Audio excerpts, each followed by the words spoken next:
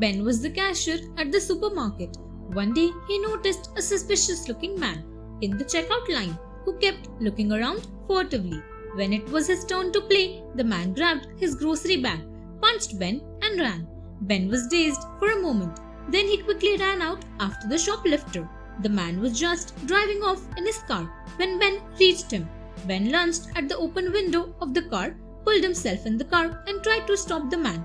But the man just kept driving wildly, swinging this way and that, until he drove straight towards the concrete barrier.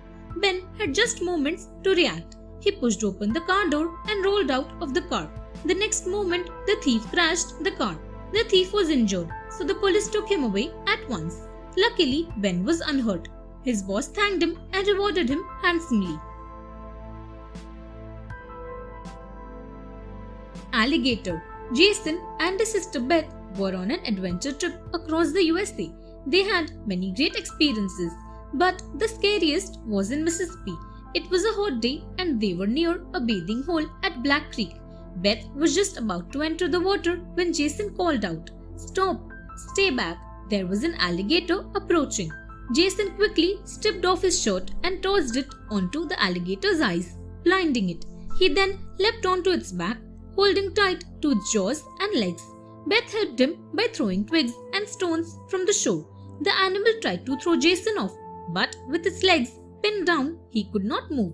Then Jason quickly jumped off the alligator's back and swam quickly to the shore. They ran back to their car before it could even think of coming to the land. The Fall. Gary and Ray loved to hike together. Once they were walking over the moors miles away from any village or town when Ray tripped and fell awkwardly. Pain shot through his legs and he fainted.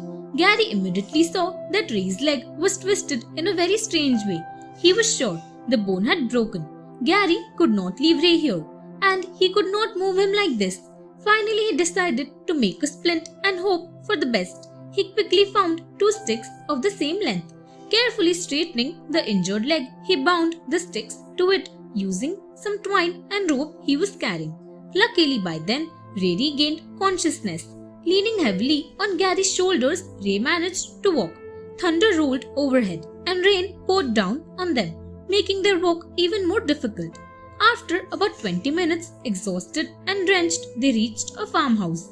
Finally, they were able to call a doctor.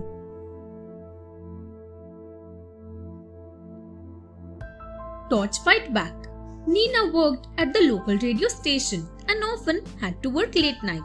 There were many cases of robbery being reported, so she joined self-defense class.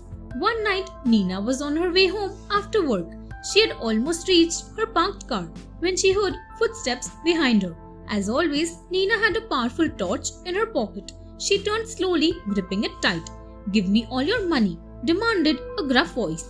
Nina pretended to be scared and said, "Please don't hurt me." The thief relaxed, seeing her fear, and at that moment, Nina acted. She turned the powerful beam of her torch on, straight at the thief's face. He was blinded by the light. In that moment, Nina punched him hard, breaking his nose. Howling in pain, the thief was still writhing on the ground when the police arrived. Nina said, "I knew the self-defense classes would be useful." Thanks for watching. Do like, share, subscribe to Sahil Book House.